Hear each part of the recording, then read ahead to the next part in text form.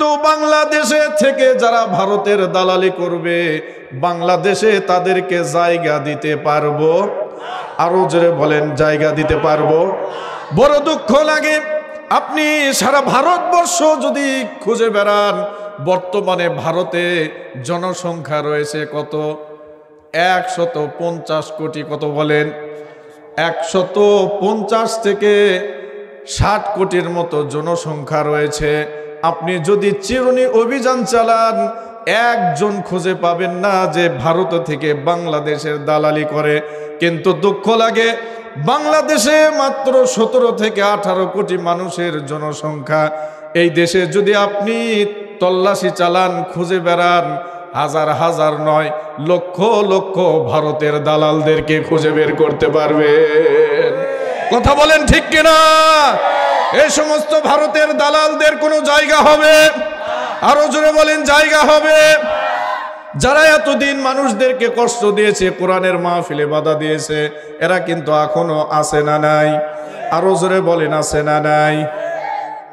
আমাদেরকে বলেছিল খেলা হবে। কি হবে? আছে, আছে। কই তোমরা খেলবা? যাও, একবার আসো, আমরা খেলতে রাজি আছি। এ কথা বলেন ঠিক কিনা? কোথায় স্বৈরাচার? কোথায় কাদের কাকা? কোথায় গেল ওই জালিমের গরম গরম কথা? ঠিক না? কোথায় স্বৈরাচার? কোথায় কাদের কাকা? কোথায় গেল ওই জালিমের গরম গরম কথা? খেলা হবে, খেলা হবে বলে কাকা দেশ থেকে পালাইছে। ঠিক না? আরে 5 আগস্টের পরেও কাকা দেশে ছিল, কেমনে গেল? প্রশাসনের কাছে আমাদের প্রশ্ন আছে না নাই? বিচার হবে ইনশাআল্লাহ। এ পিলখানার বিচার চাই কি চাই না মুসলমান? শাপলা চত্বরের বিচার চাই কি চাই না মুসলমান? জুলাই আগস্টের গণহত্যার বিচার চাই কি চাই না মুসলমান? সবকিছুর বিচার হবে। যারা একটা সময় এই অঞ্চলে মানুষদেরকে থাকতে দেয়নি, রাতের খাবার খেতে দেয়নি, জঙ্গলে গিয়ে রাত যাপন করছে, ধানের মধ্যে গিয়ে রাত যাপন করছে, ঠিক কিনা? যেখানে শুনছে জামাত আর বিএনপি, ধরো জেলখানায় নিয়ে যাও, মারো। এ কথা বলেন ঠিক কিনা? এরা আজও আছে না নাই? আমিও বলি তাদেরকে ধরো, ধরে ধরে মসজিদে নিয়ে যাও, নামাজি বানাও। এ কথা বলেন ঠিক কিনা? তোমাদের প্রতি আমাদের কোনো রাগ নাই, ক্ষোভ নাই, যা করছো করছো, তওবা করে ফিরে আসো, ক্ষমা করে দিব। কথা বলেন ঠিক কিনা? আমাদের হৃদয়ে অনেক জায়গা আছে, আমাদের অনেক ভালোবাসা আছে, আমাদের অনেক আন্তরিকতা আছে। কথা বলেন ঠিক কিনা? তার কারণ আমরা যা করি সবকিছু কার জন্য করি? আরো জোরে বলেন, কার জন্য করি? আমাদের ভালোবাসা সব যেন হয় মহান রবের জন্য। ঠিক না? রাখব ঘৃণা গুলো তাও যেন হয় প্রভু শুধু তোমার জন্য। ভালোবাসি, ভালোবাসি, ভালোবাসি প্রভু তোমাকে। ইয়া হাবিবি ইয়া রাসূলুল্লাহ, হৃদয়ে গেথেছি তোমাকে।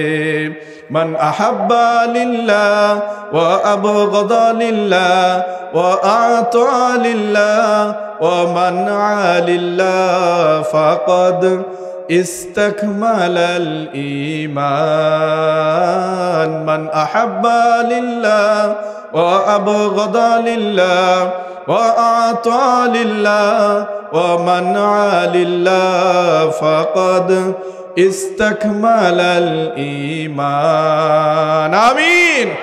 আরো জোরে বলে আমিন। সম্মানিত উপস্থিতি, আমরা চাই এমন একটি বাংলাদেশ গঠনমূলক ভাবে গঠন হোক।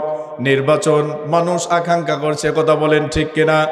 আমাদের একটাই প্রত্যাশা, একটাই আশা, বর্তমানে সুষ্ঠু নিরপেক্ষ একটি নির্বাচন, যে নির্বাচনের মধ্য দিয়ে এমন একটি বাংলাদেশ গঠন হবে, যেই বাংলাদেশ আগামীর বাংলাদেশ এমন একটি দেশ হিসেবে আমাদেরকে উপহার দিবে, যেই দেশে আর কোনো রক্তপাত, মারামারি, হানাহানি, কিনাকিনি, ঠেলাঠেলি থাকবে না। ঠিক কিনা? এমন একটি রাষ্ট্র আমরা পেতে চাই কি চাই না? ও মুসলমান, এমন রাষ্ট্র যদি পেতে চাই, এই কোরআনের বিকল্প আর কিছুই নাই। এই কোরআন দিয়ে রাষ্ট্র চলুক, এই কোরআন দিয়ে বাংলাদেশ চলুক, চাই কি চাই না? আরো জোরে বলি, চাই কি চাই না? কোনো একদিন বাংলার জামিনে কোরআনের রাজ কায়েম হবে, সেদিন সবাই কোরআনি বিধান পেয়ে দুঃখ বেদনা ভুলবে। সেদিন সবাই হাদিস বিধান পেয়ে দুঃখ বেদনা ভুলবে।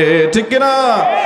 আমার সঙ্গে সকলেই পড়ুন, আউযু বিল্লাহি মিনাশ শাইতানির রাজিম, বিসমিল্লাহির রাহমানির রহিম। তাবারাকাল্লাযী বিয়াদিহিল মুলক ওয়া হুয়া আলা কুল্লি শাইইন কাদির। আল্লাহু আকবার বলেন।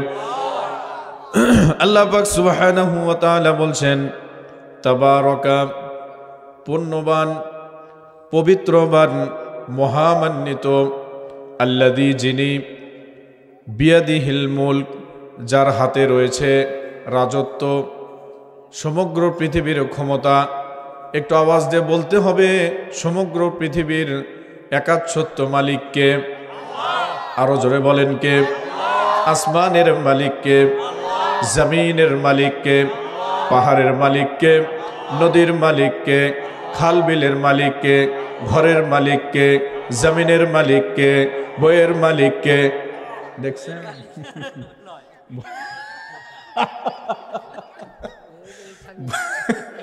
হুজুর, দেখছেন করছে, ঠেলাই হয়ে গেছে। কিসে হয়ে গেছে? ঠেলাই চলে গেছে। ওটা জোশে হুঁশ হারালে চলবে না। বলছি তো মাঝে মধ্যে পরীক্ষা নেব, আপনারা ঠিক আছেন না নাই এই পরীক্ষা নেব। এই বাবা, তোমরা ঠিক থাকো, কথা ঠিক কিনা? তোমাদের বইয়ের দরকার আছে না নাই? এই রে বাবা রে বাবা, কারেন্ট পিক আপ বাড়ে। তোমাদের তো বয়সই হয়নি রে বাবা, বড় হও, লেখাপড়া শিখো, ঠিক কিনা? তাহলে বইয়ের মালিককে, যার বউ তার, এলা বউ আল্লাহর দরকার আছে? আরো জোরে বলেন, আল্লাহ লিয়া কি করবে? কোনো দরকার নাই। এই সব কিছু থেকে আমার রব, আমার সৃষ্টিকর্তা পবিত্র, বলি আলহামদুলিল্লাহ। আরো জোরে বলি আলহামদুলিল্লাহ। আমার রব এগুলো থেকে কি পবিত্র। আমার রবের এগুলোর সাথে কোনো সম্পর্ক নাই। সম্মানিত উপস্থিতি, আল্লাহ পাক সুবহানাহু ওয়া তাআলা পবিত্র কোরআনের সূরাটি নাজিল করেছেন।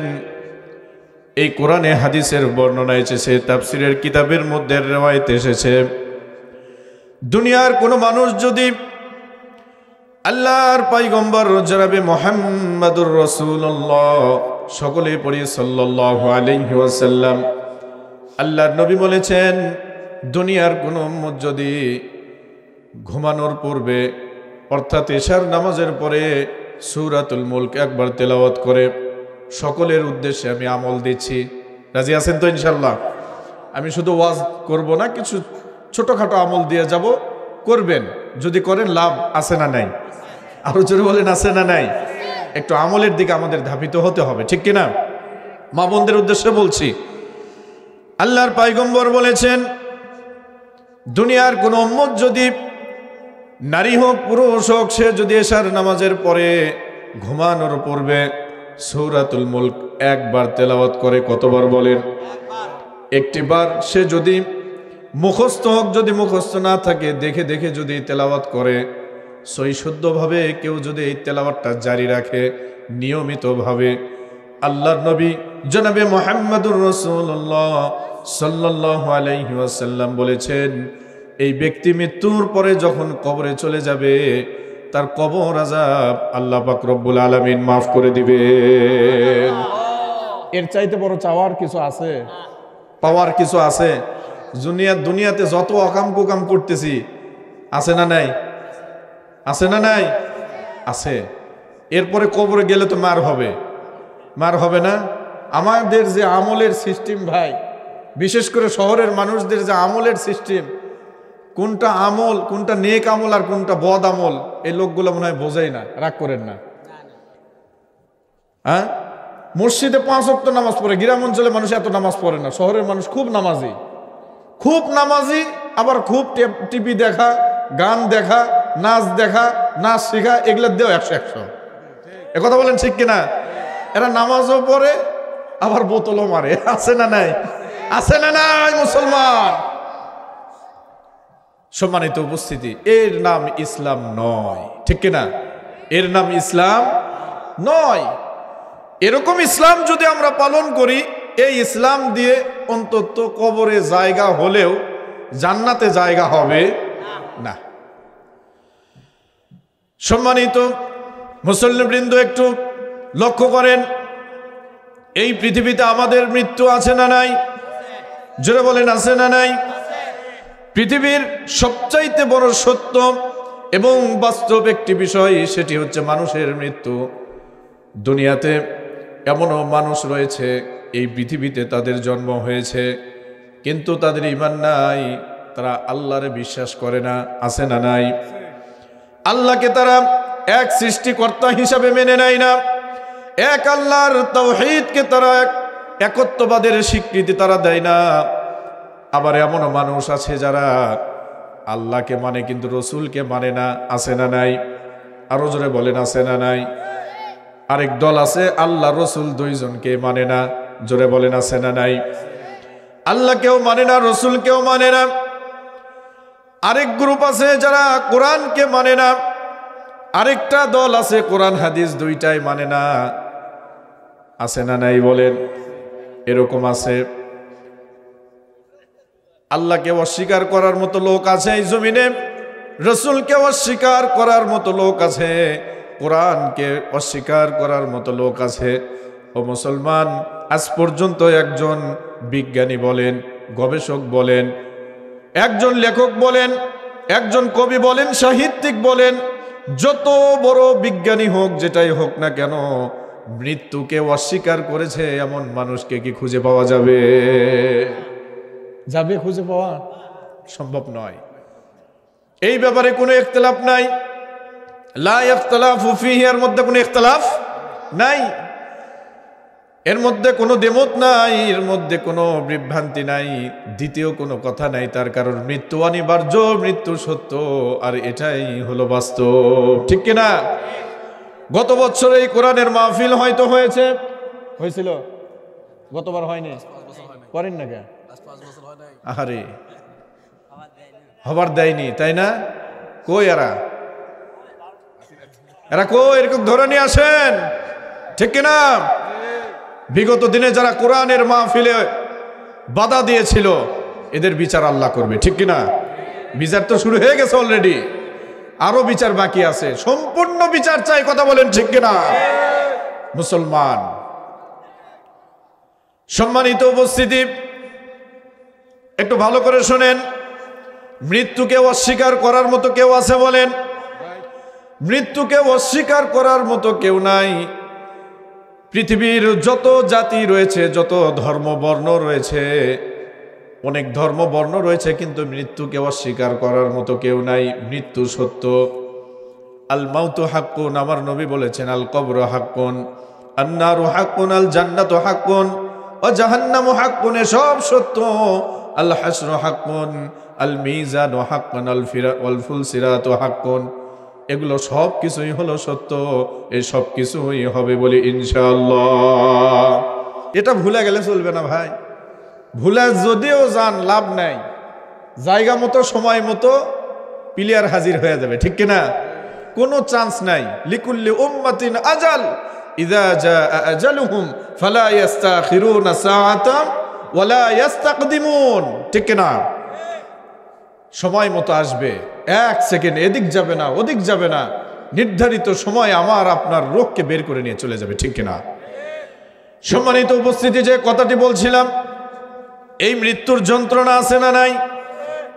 কোনদিন কি দেখেছেন? কোনোদিন বুঝছেন যে মৃত্যুর যন্ত্রণা আছে? হুজুর আমরা তো মরিনি, কেমনে বুঝবো? সমস্যা তো এটাই, কোনো মানুষকে যদি মেরে আবার জিন্দা করা যেত, মনে করেন একটাও এগুলা আঁচা পোকা, সার পোকা, তেলা পোকা থাকতো না, ঠিক কিনা? সবগুলো একবার সোজা হয়ে চলতো, ঠিক কিনা? যেই মসজিদে জুমার নামাজে যেই পরিমাণ মুসল্লি হতো, ফজরে ঠিক একই পরিমাণ মুসল্লি দিয়ে মসজিদ ভরপুর হয়ে যেত, ঠিক কিনা? মানুষ মৃত্যু বুঝি না। বলছিলাম যে কথা, গত বছর বিগত দিনে এই মাহফিল হয় নাই, এর আগে হয়েছে। আমি যে কথাটি বলতে চাচ্ছিলাম, গত বছরে অনেকে জীবিত ছিল, এবছর তারা নাই, ঠিক কিনা? আগামী বছর হয়তো এই মাহফিল আবারও হবে ইনশাআল্লাহ, কিন্তু আগামী বছর দেখা যাবে আমাদের মাঝ থেকে অনেকে হারিয়ে যাবে। এর চাইতে কি সত্য কিছু আছে? না। আমি তো একটু লক্ষ্য করে দেখলাম, এটা 2000 কত সাল চলে? 25 সাল। মনে রাখবেন, বিশ্বাস করেন, 2125 সালে এখানে যতজন আমরা আছি, আমরা সবাই মাটির নিচে দাফন হয়ে যাব। আজ থেকে 100 বছর পরে আমাদের রক্ত, মাংস, হাড্ডি, কাফনের কাফন পর্যন্ত মাটির সঙ্গে মিশিয়ে যাবে। এর চাইতে সত্য আর কি আছে বলেন? এই সামান্য সময় আমাদের একটু থাকতে হবে। কেন অন্যায়? কেন অবিচার? কেন খুন? কেন রক্তপাত? কেন ইসলামের বিরোধিতা? কেন নামাজ ছেড়ে দেওয়া? কেন মিথ্যা? কেন জায়গা মেরে খাওয়া? কেন দোকানে বাকি খাওয়া? আছে না নাই? বাকি খান কিন্তু সময় মতো পরিশোধ করেন, ঠিক না?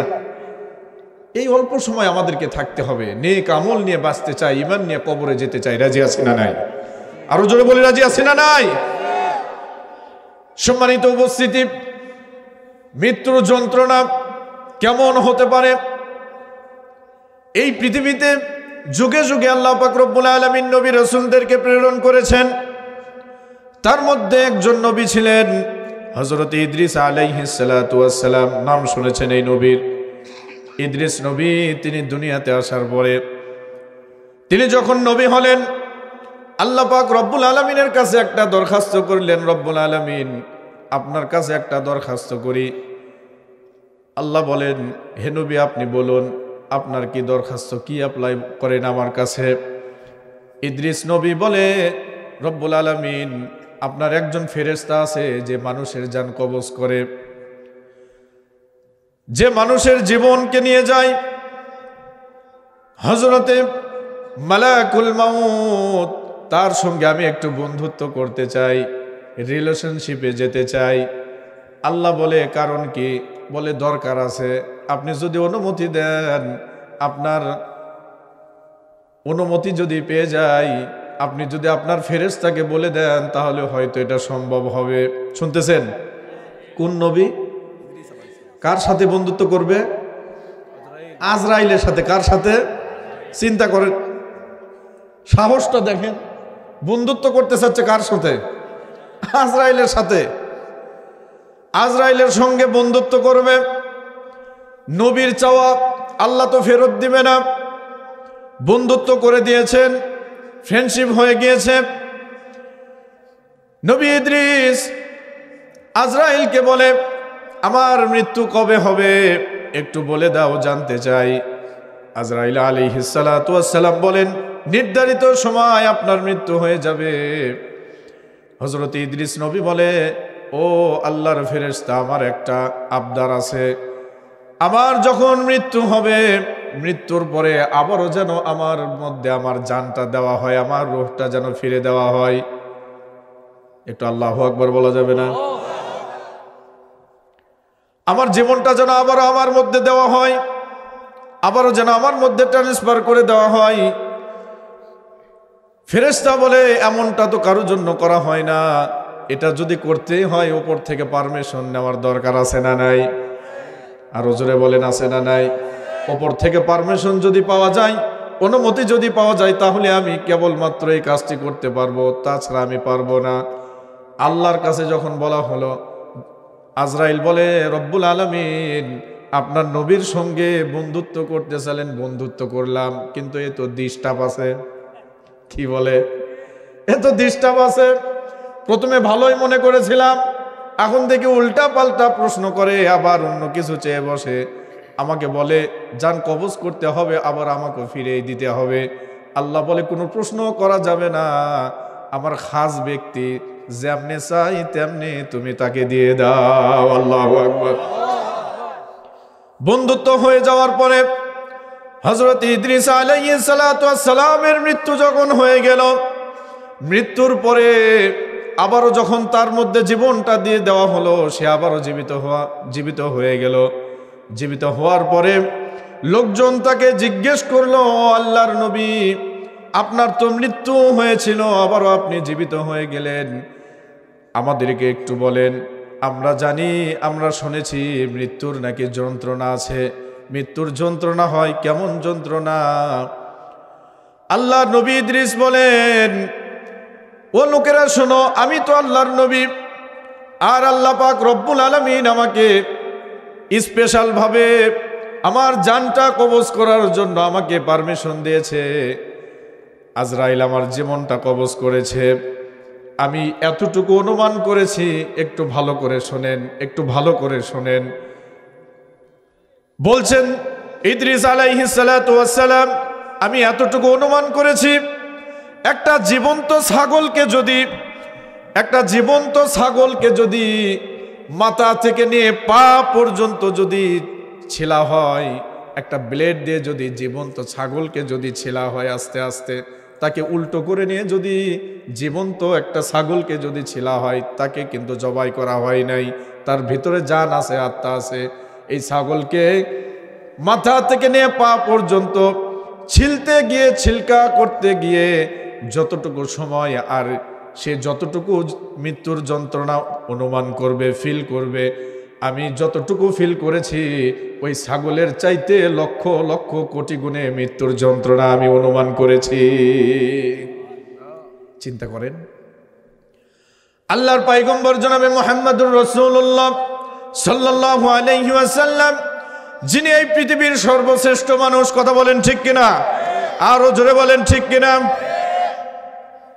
সেই রসুলের ইন্তেকাল যখন হয়েছে, আল্লাহর নবী ইন্তেকালের সময় তার চতুর্পাশে সাহাবীরা বসে আছেন। আল্লাহর নবী বলেন, যখন জিব্রাইল মালাকুল মাউতকে নিয়ে আসছে, হযরতে জিব্রাইল আলাইহিস সালাতু ওয়াস সালাম বলেন, ইয়া রাসূলুল্লাহ, ইয়া হাবিবাল্লাহ, আজকে নতুন একজন ফেরেশতাকে নিয়ে এসেছি, যেই ফেরেশতা ইতিপূর্বে আপনার কাছে কোনোদিন আসে নাই, আজকে এসেছে। আপনার থেকে অনুমতি চাই, তা আপনার জান কবজ করা হবে। আল্লাহর নবী অনুমতি দিলেন। জিব্রাইল তাকে নিয়ে আসলেন। আল্লাহর নবীর কাছে যখন নিয়ে আসা হলো, মালাকুল মাউতকে ডাক দিয়ে বলেন, ও মালাকুল মাউত, যদি আমি অনুমতি না দেই তাহলে তোমার কি বিষয়? মালাকুল মাউত বলে, ইয়া রাসূলুল্লাহ, ইয়া হাবিবাল্লাহ, আমাকে ফিরে যেতে হবে। আল্লাহ এমনটাই নির্দেশ দিয়েছেন। আল্লাহ বলেছেন, আমার রসুল যদি অনুমতি না দেয়, তুমি ফিরে যাবা, ফিরে আসবা আমার কাছে, আমার রসুলের জান কবজ করতে পারবা না। আল্লাহর নবী বলেন, পরবর্তী কি আবারও আসবা? বলে, ইয়া রাসূলুল্লাহ, আবারও আসবো আমি। আল্লাহর নবী বলেন, আবারও যদি ফিরে আসতেই হয়, তাহলে এ সময় আমি থেকে কি করব? আমি চলে যেতেই চাই আমার রবের কাছে। আল্লাহু আকবার বলেন।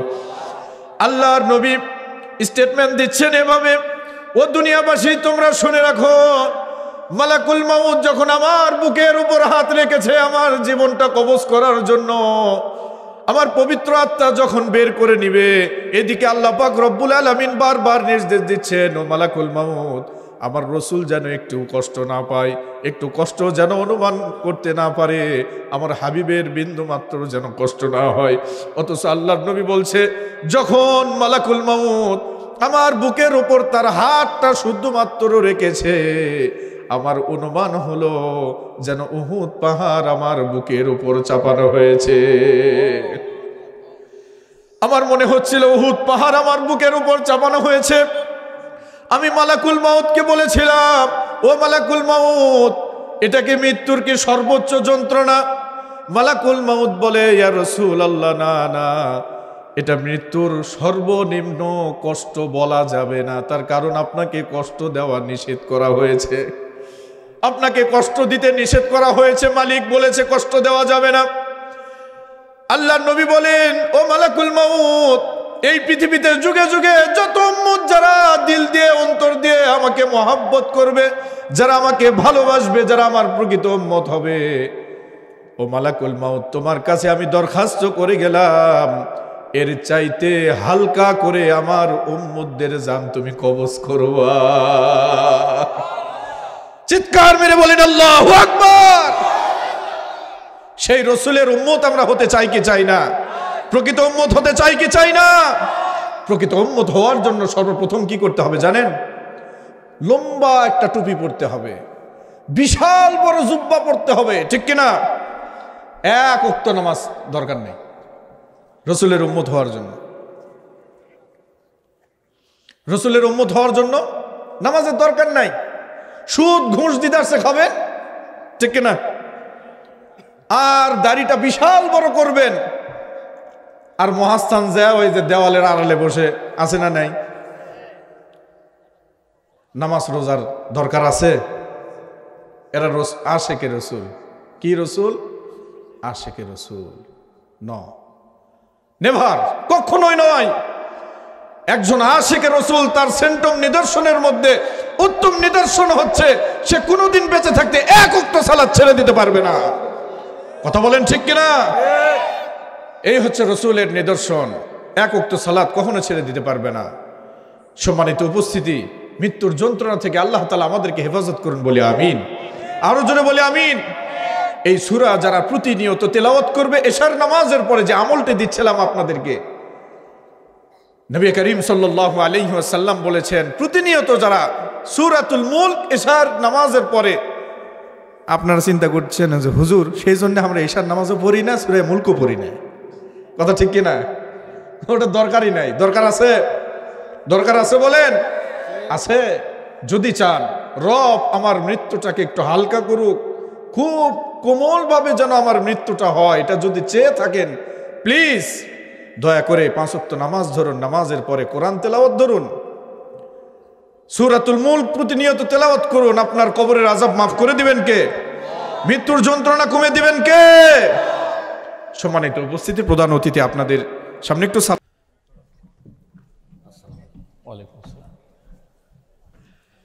আলহামদুলিল্লাহ, আল্লাহ তাআলা প্রধান অতিথি ভাইয়ের হায়াতের মধ্যে বরকত দান করুন, সকলে বলে আমিন। আরো জোরে বলে আমিন। আপনারা আছেন না চলে গেছেন? আছি তো ইনশাআল্লাহ। নারায়ে তাকবীর, লিল্লাহে তাকবীর, আল কোরআনের আলো, নারায়ে তাকবীর, লিল্লাহে তাকবীর। সম্মানিত উপস্থিতি, আলোচনা চলছিল কোন সূরা থেকে? সূরাতুল মুলক। ইনশাআল্লাহ তেলাওয়াত করব তো, আমরা আমল করব তো ইনশাআল্লাহ। কি বলছেন আল্লাহ তাআলা? রব্বুল আলামিন বলেন, তাবারাকাল্লাযী বিয়াদিহিল মুলক, পবিত্র মহিমময় আল্লাযী, যিনি বিয়াদিহিল মুলক, যার হাতে রয়েছে রাজত্ব। রাজত্ব কার হাতে? মুসলমান, ক্ষমতা কার হাতে? একাচ্ছত্ব ক্ষমতার মালিক কে? আরো জোরে বলেন কে? সবকিছুর মালিক কে? আমার আল্লাহ। যারা বলেছিল বাংলাদেশ আমার, ক্ষমতা আমার, পাওয়ার আমার, তারা কি আছে? আরো জোরে বলেন আছে? টিকতে পারে নাই, থাকতে পারে নাই। কথা বলেন ঠিক কিনা? কারণ অহংকার বেশি দিন টিকে না। আল্লাহ রাব্বুল আলামিন বলেন, অহংকার হলো আমার চাদর, যারা আমার চাদর নিয়ে টানা হেসরা করে আমি তাদেরকে লাথি দিয়ে দিল্লিতে পাঠিয়ে দেয়। কথা বলেন ঠিক কিনা? সম্মানিত উপস্থিতি, এজন্য সমগ্র পৃথিবীর একাচ্ছত্ব মালিক হলেন আমার আল্লাহ। জোরে বলেন কে? চিল্লায় বলেন কে? আমার আল্লাহ। আর আমরা হলাম মুসলমান। আমরা কি বলেন? আমরা মুসলমান। আমাদের পরিচয় কি বলেন? আমরা মুসলমান। অনেক চিন্তাবিদ, রাজনীতিবিদ বর্তমানে বলছেন এ কথা, আমাদের পরিচয় আমরা বাংলাদেশি। আমাদের পরিচয় আগে মুসলমান। সর্বপ্রথম কি? আমরা মুসলমান। এরপরে যেহেতু আমরা বাংলাদেশে জন্মগ্রহণ করেছি, জাতীয়তার দিক দিয়ে আমরা কি বাঙালি, আমরা বাংলাদেশি, কথা বলেন ঠিক কিনা? কিন্তু আমাদের পরিচয় কি? আমরা মুসলমান। চিল্লায় বলেন কি? আমরা মুসলমান।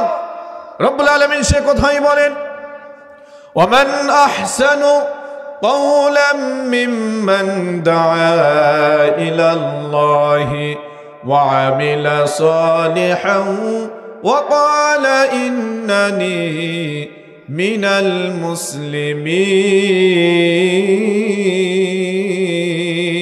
المسلمين الله سبحانه وتعالى বলেন ومن أحسن قولا ممن دعا إلى الله তার কথার চাইতে আর উত্তম সুন্দর কথার এই পৃথিবীতে কার হতে পারে, যে কিনা মানুষদেরকে আল্লাহর পথে আহ্বান করে আর বলে মিম্মান দাআ ইলাল্লাহ ওয়া আমিলা সলিহা, আর সে নিজে নেক আমল করে আর বলে ওয়াকালা ইন্নানি মিনাল মুসলিমিন, আমি হলাম একজন প্রকৃত মুসলমান।